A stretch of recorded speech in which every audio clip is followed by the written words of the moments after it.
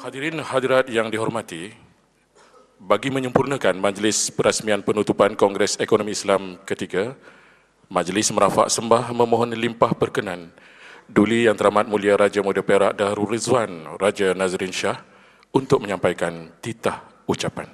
Assalamualaikum warahmatullahi wabarakatuh. Bismillahirrahmanirrahim. Segala puji milik Allah Subhanahu wa taala, Tuhan pemerintah semesta alam, lalu menganugerahkan rezeki serta nikmat kepada mereka yang tekun berusaha. Ya Allah, hamba-Mu melafazkan kesyukuran kerana dengan inayat dari-Mu jua, hamba-Mu dapat berangkat untuk menzahirkan titah di majlis penutupan Kongres Ekonomi Islam ketiga pada petang ini. Dipohonkan taufik, dipohonkan hidayah,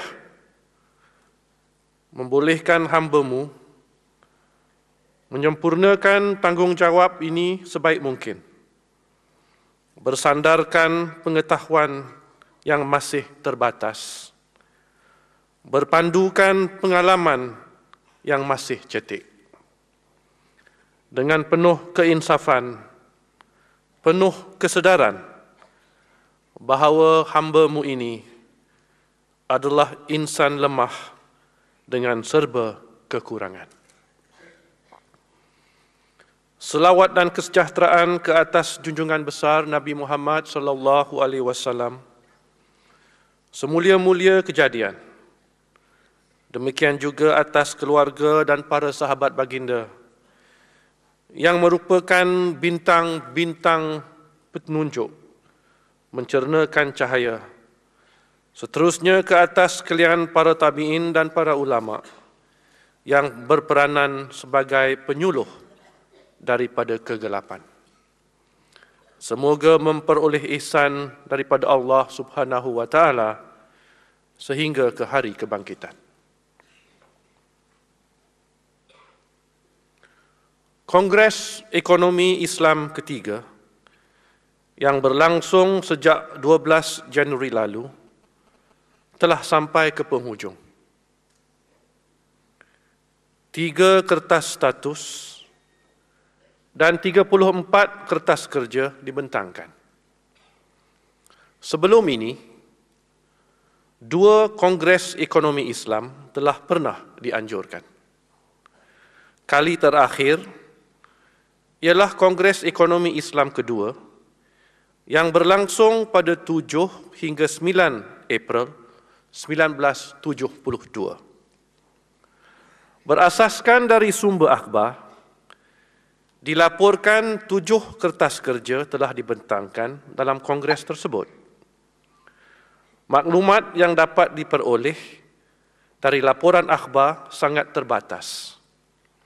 Prosiding, penyertaan, kertas kerja dan resolusi kongres tersebut tidak dapat diperoleh selengkapnya, lalu tidak membolehkan analisis yang lebih mendalam dapat dilakukan.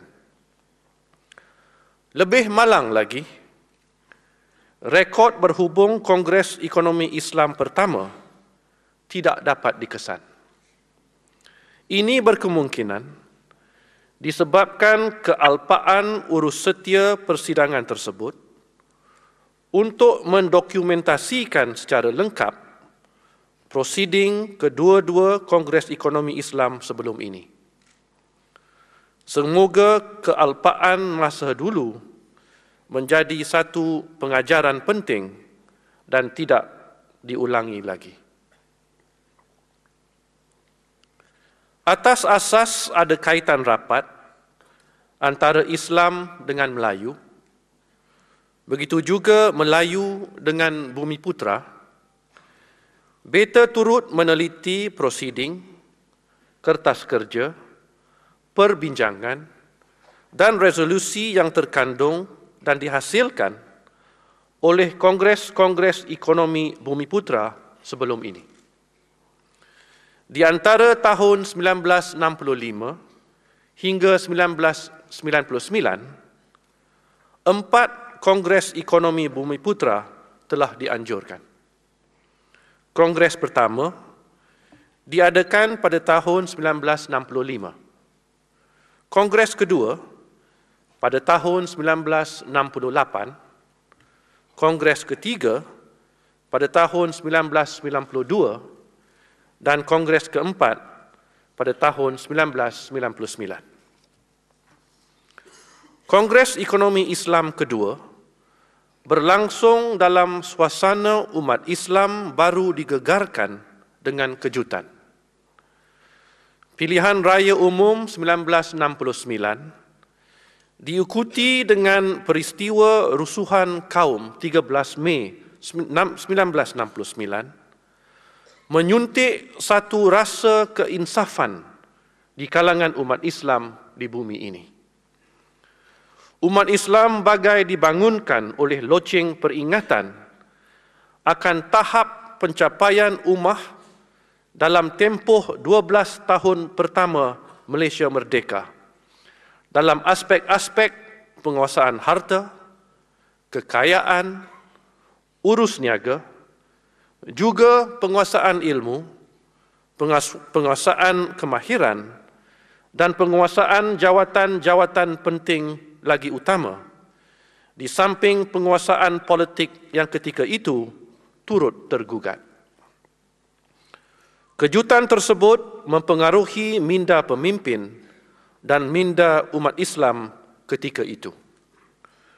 Mereka sedar akan rasional untuk bersatu, menghargai akan semangat bersatu teguh, bercerai roboh, lalu mengetepikan perbezaan dan memilih untuk merapatkan barisan sesama ummah, lalu terjalin hubungan kerja, lalu terbina jambatan penyatuan antara ulama dan umara, antara pemimpin di bandar dan di luar bandar, antara pegawai awam dan individu, antara ummah yang sebelumnya bertelagah disebabkan mewakili organisasi politik yang berlainan.